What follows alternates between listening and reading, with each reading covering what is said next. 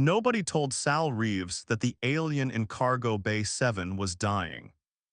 He found out the way he found out most things on Vantara Station, by being in the wrong place at the right time with a mop in his hand and enough years behind him to recognize the difference between a situation that was someone else's problem and a situation that was about to become everyone's problem if somebody did not do something about it right now. He had been doing the overnight sanitation rotation on the lower residential ring for 11 years. 11 years of the same corridors, the same equipment bays, the same recycling stations with the same particular smell that never fully resolved into anything you could name and never fully went away. He knew Vantara Station the way you knew a house you had lived in long enough that you stopped seeing it and started feeling it. The way a specific creak in the floor told you the temperature had dropped. The way a change in the ventilation hum meant something in Sector 4 was working harder than it should. He was 61 years old and had come to Vantara Station after a career that had included factory work, 2 years in the Merchant Marine, a decade driving long-haul freight through the American Midwest, and a brief, unsuccessful attempt at retirement that had lasted 4 months before his wife told him he was driving her out of her mind and he should go find something useful to do. The station posting had been his daughter's idea. She worked in the logistics division of the Interspecies Commerce Authority and had arranged the contract with the particular combination of love and strategic management that she had inherited from her mother, presenting it as an opportunity rather than a solution to the problem of what to do with a restless 60-year-old man who did not know how to be still. He had been skeptical. He had gone anyways. He had been on Vantara Station for 11 years and had no immediate plans to leave, partly because the work suited him and partly because the station had accumulated around him in the way that places accumulated around people who paid attention to them, becoming something he understood, and that, in some quiet way he would not have described out loud, understood him. He knew where everything was. He knew which airlocks ran cold in the deep cycle, and which environmental units in the diplomatic sector needed their filters changed a week before the scheduled maintenance date. He knew which of the station's 17 cafeterias had the best coffee at the third hour of the night cycle, and which cleaning crew supervisor filed inaccurate completion reports, and which cargo bays were used for official manifested freight, and which ones the logistics coordinators used for overflow storage they preferred not to document. Cargo Bay 7 was one of the latter. He was not supposed to be there. His rotation did not include the lower cargo level on a Tuesday deep cycle. He was there because the main corridor to the recycling station on sublevel 3 had a temporary barrier up for construction work, and the alternate route ran past Cargo Bay 7, and he had taken it without thinking twice because he knew every alternate route on the station the way he knew every primary one. The bay door was not fully sealed. This was the first wrong thing. Cargo Bay 7 was used for overflow diplomatic freight when the upper storage levels were at capacity, which they had been for the past 3 weeks, while the Solvari trade delegation occupied the premium logistics space with 17 containers of ceremonial goods that had not been cleared through the cultural verification process, and were therefore sitting in bonded storage accruing fees that the Solvari delegation was contesting. The bay should have been locked. The bay was not locked. The second wrong thing was the smell. Sal Reeves had been doing sanitation work long enough that he categorized smells the way other people categorized sounds, automatically, precisely, without having to think about the classification. The smell coming through the gap in the cargo bay door was medical. Not blood, not the sharp chemical smell of trauma, but the particular dense organic quality of a body under serious biological stress. A smell he associated with hospitals, And with the 2 times in his life, he had sat in rooms where someone was very ill and the illness was in the air as much as in the person. Well, he stopped. He stood in the corridor for a moment with his cart beside him. He pushed the cargo bay door opens. The bay was dark except for the emergency floor strips along the loading perimeter, which threw a low red light across the stacked containers and gave the space the quality of somewhere that had been abandoned in a hurry. On the floor beside the far wall between 2 stacked freight containers was a Silvari woman. Sal knew what Silvari looked like because 11 years on Vantara Station had given him a working familiarity with most of the spec. Why's that pass through it, not the diplomatic briefing kind of familiarity but the practical kind. The kind built from nodding in corridors and sharing cafeteria space and learning the small logistics of coexistence. Silvari were tall, gray-skinned, with elongated features and bioluminescent markings along their temples and forearms that shifted color with their physiological state. The markings on this woman were the color of old ash. She was lying on her side with her knees drawn up, and her breathing was shallow and uneven, and she had the specific stillness of someone who had stopped trying to find a more comfortable position because the energy required for trying had run out. Sal parked his cart in the corridor and walked into the bay. He crossed to her and crouched down beside her and said, in the careful, clear voice he used when he was not sure how much was being understood, "I am going to get you help." She opened her eyes. They were amber, very light, and they focused on him with an effort he could see. "No," she said. The translator in his work badge rendered it cleanly. "No," she said again. He looked at her. He looked at the markings on her forearms, the ash color of them, the way they were barely shifting at all. "How long have you been here?" he said. Her eyes moved. "2 days," the translator said. He absorbed this. "2 days on the floor of a cargo bay," he said. Her breathing shifted slightly. "It was not decided by me," she said, and the translator added a notation that the phrasing carried a passive construction that implied external agency, someone else's decision, a thing done to her rather than by her. He looked at her for a moment. Then he sat down on the floor of the cargo bay beside her, because crouching was harder on his knees than it used to be, and because he had a feeling this was going to take more than a moment and he might as well be comfortable. "What is your name?" he said. A pause. "Asina Vel," she said.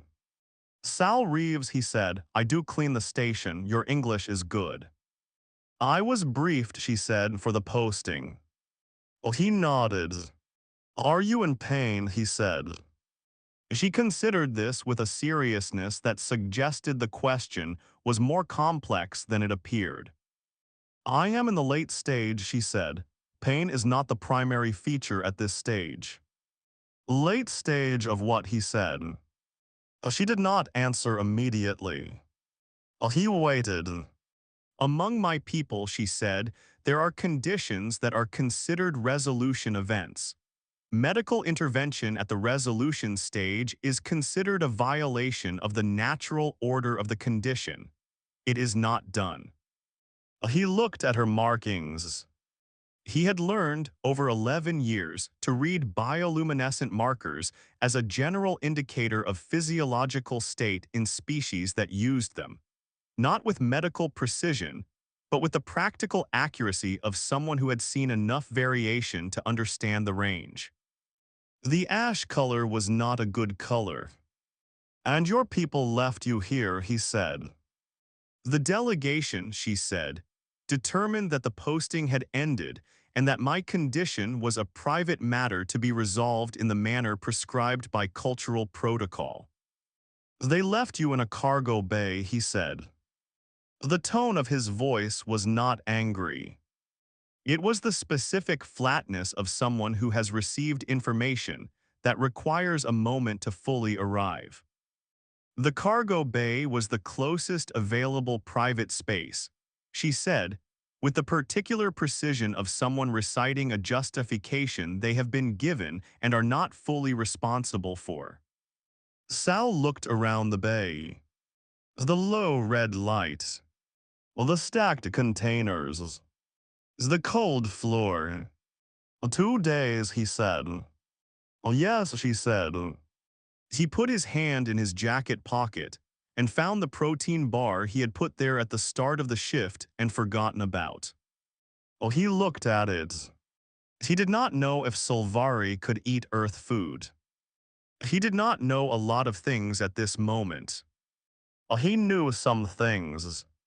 He knew the difference between a situation where the right thing was to respect the established parameters and a situation where the established parameters were wrong. He had known this difference for 61 years and had not always acted on it as promptly as he should have, and had learned from the times he had been slow that the prompt version was better. "Are you hungry?" he said. She looked at the protein bar. "I do not know if human food is compatible," she said. "Neither do I," he said, "but we can find out. I am also going to call the medical bay." She moved. "Not much, but enough." "No," she said, and this time the word had something in it beyond refusal, a warning, a fear, something she was protecting that he could not yet see the shape of. He did not call the medical bay. Not yet. He sat with her on the floor of the cargo bay, and he asked her to tell him about the condition. She was quiet for a long moment. Then, with the specific quality of someone who has not been asked a genuine question in a significant amount of time and is deciding whether to trust the asking of it, she began to talk. The condition was called Velsara. Th in Solvari, which the translator rendered as the long unwinding, and it was a degenerative neurological process that affected approximately 4% of Solvari over the age of 60, and had no cure and no treatment that the Solvari medical establishment recognized as legitimate. There were treatments, she said, developed in the last 30 years. They are effective in approximately 70% of cases. They are not sanctioned. "Why not?" he said. "Because the resolution of Vel Sorath is considered a passage," she said, "a necessary completion.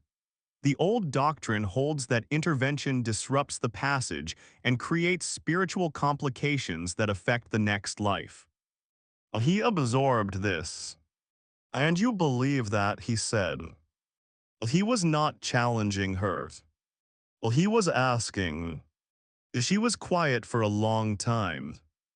"I was raised to believe it," she said finally.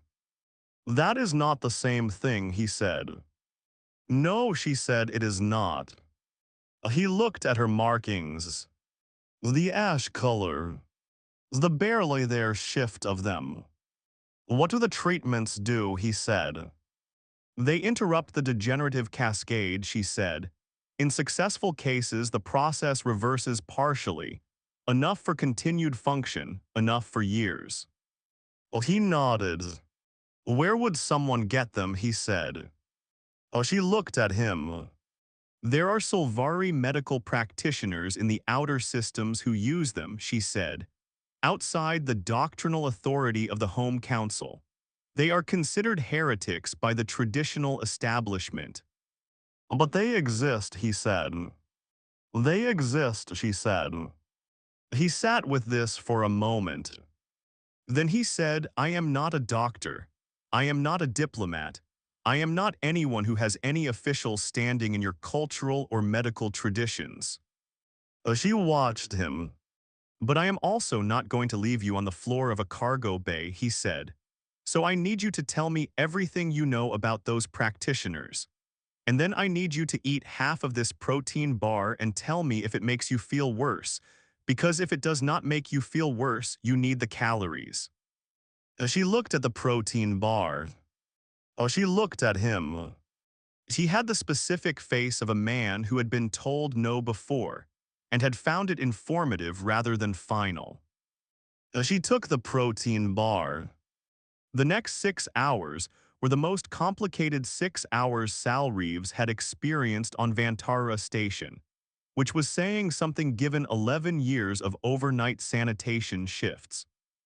He did not call the station's medical bay, because the station's medical bay would be obligated to notify the Solvari delegation, and the Solvari delegation had demonstrated their position on the situation with sufficient clarity that he did not expect a second notification to change it. He called his daughter. His daughter worked in the Interspecies Commerce Authority's Logistics Division and had access to the kind of cross-species professional network that 11 years of competent work in interstellar trade administration built. And she had her father's specific relationship with the concept of established parameters, which was that she respected the good ones and identified the bad ones quickly. Dad, she said, when he explained the situation in the low, careful voice he used when he was in a space where he did not want to be overheard. You are sitting on the floor of a cargo bay. Oh yes, he said, with a dying Solvari woman. Oh yes, he said, who was left there by her own delegation. Oh yes, he said, and you want me to find an unsanctioned Solvari medical practitioner in the outer systems. Oh yes, he said. She was quiet for a moment. Give me an hour, she said. He sat with Sina Vel on the floor of the cargo bay. The protein bar had not made her feel worse. This was not a medical assessment. It was information. He had found over 61 years that information was usually available if you were willing to sit still long enough to receive it. He asked her about herself. Not about the conditions. About herself. She had been a trade attaché for 31 years. She had specialized in resource allocation negotiations between the Solvari home systems and the outer station networks. She had negotiated 14 significant trade agreements that were still in active use. She had a daughter who was also in the diplomatic service, and a son who had chosen to be a marine biologist studying the ocean systems of the Solvari colony worlds, and whom she described with the specific warm exasperation of a parent who is proud of a child who did not choose the expected path. She had a garden on the Solvari home world that she had not seen in 8 months, and that she was, he noted, describing in the present tense. She had a husband who had died 6 years ago, and whom she spoke about with the particular quality of someone for whom a loss has become something they carry rather than something that stops them. He told her about his wife, Clara, and about the 4 months of retirement that had nearly finished both of them, and about his daughter, and about the long-haul freight routes through the Midwest that he sometimes missed for Reese. Zanas he had never fully articulated. She asked him why he had stopped. He said the work had stopped. She said she meant why he had stopped in the corridor. He thought about it. Because the door was not sealed, he said, and the smell was wrong. She looked at him. And then he said, because you were a person on the floor. She was quiet. That is a very simple reason, she said. Yes, he said, most of the important ones are. His daughter called back in 40 minutes. She had found 3 unsanctioned Solvari medical practitioners within transit range of Vantara Station. One was currently unavailable. One had a 6-week waiting list. One was on a station called Myrth Cross, 4 hours from Vantara by fast courier, and was available and had, when Sal's daughter explained the situation, said that she would hold a consultation slot and that someone should get the patient there soon. Sal listened to this. He looked at Sina Vel. He said, I need to move you. Do you understand what I am saying? Oh, she looked at him. You cannot, she said. I can arrange a medical transport courier, he said. My daughter has contacts. It will not go through the station's official medical system. It will not notify your delegation. You will be on Myrth Cross in 4 hours.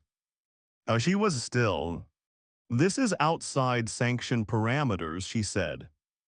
Your delegation left you in a cargo bay, he said, and his voice was still flat, still not angry, just the voice of a man stating a fact that he thought deserved to be stated.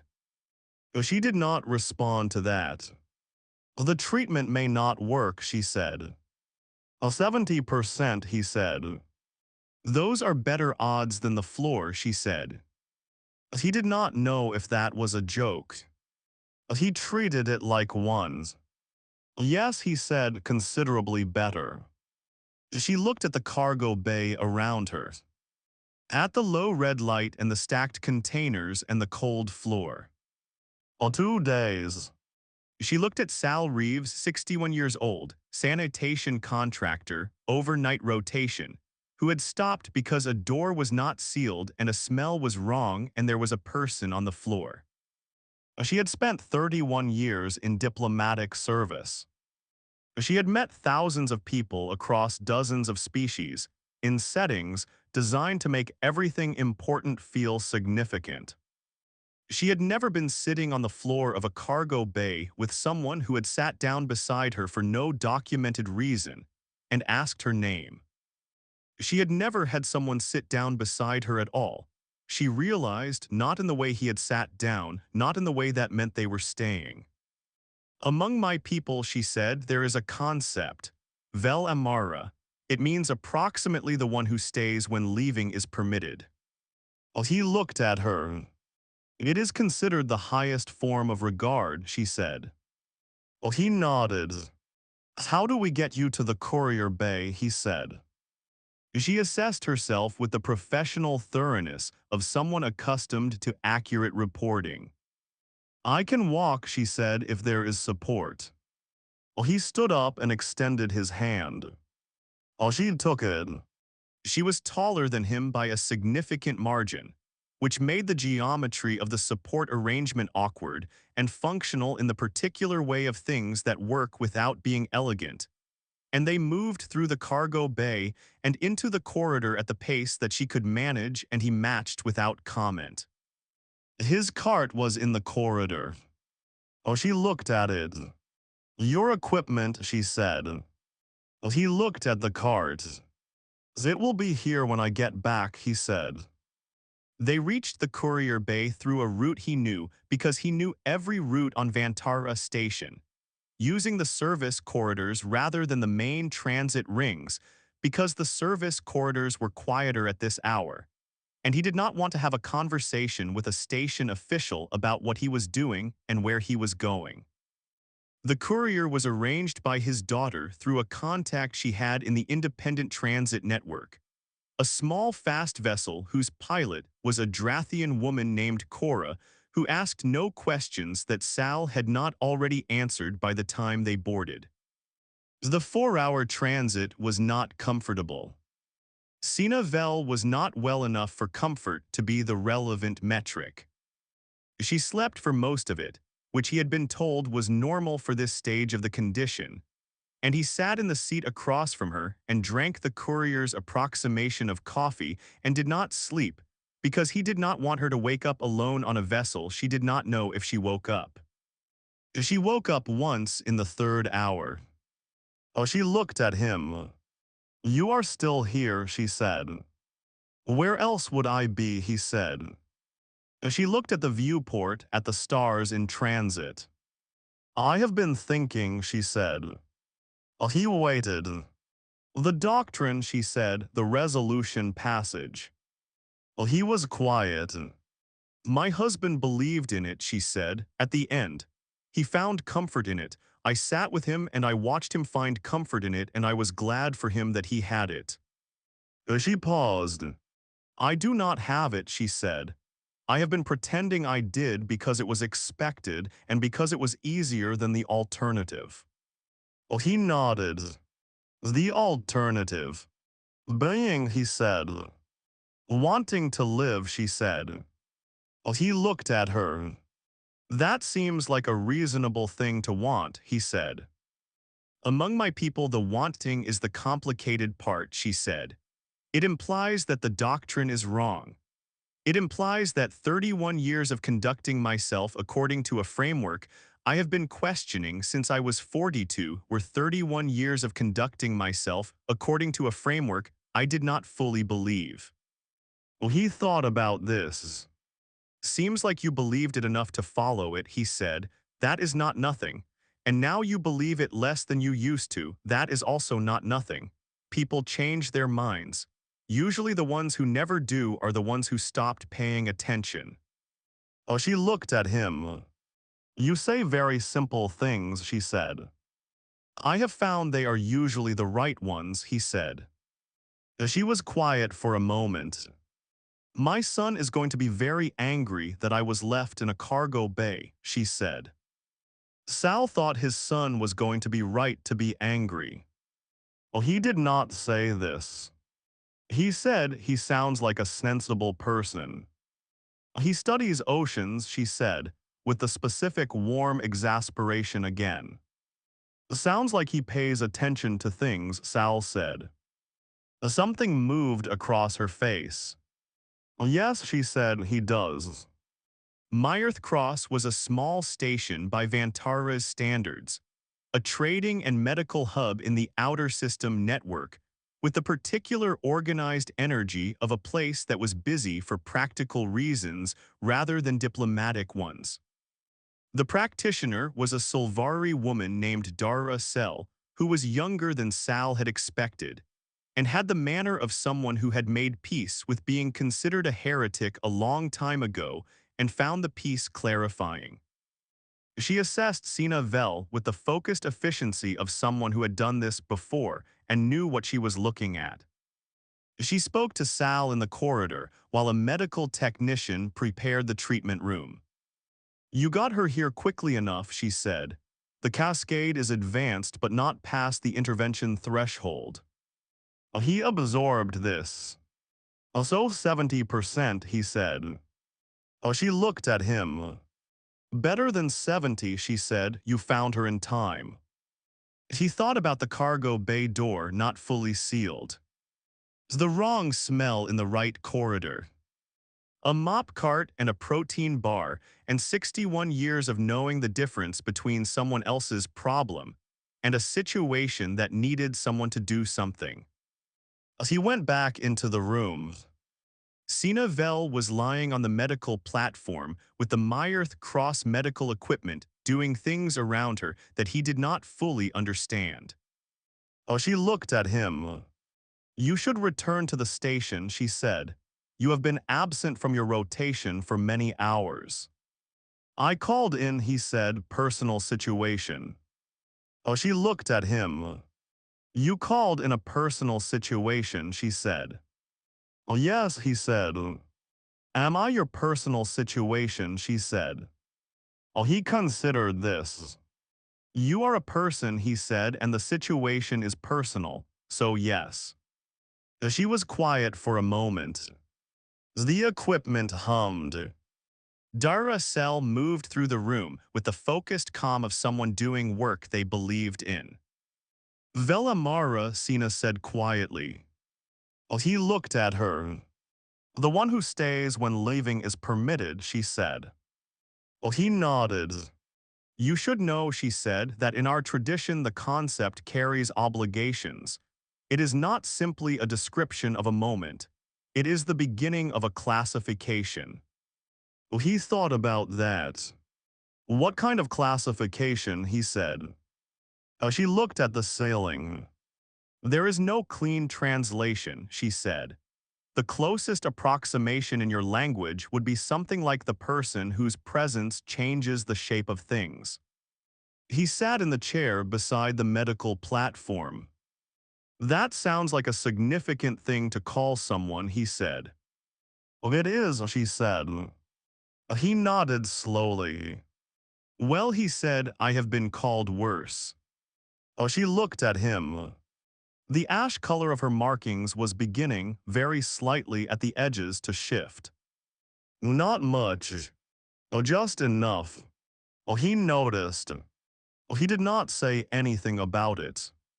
He sat in the chair and he stayed, and the morning came in through the station's environmental systems the way mornings came everywhere.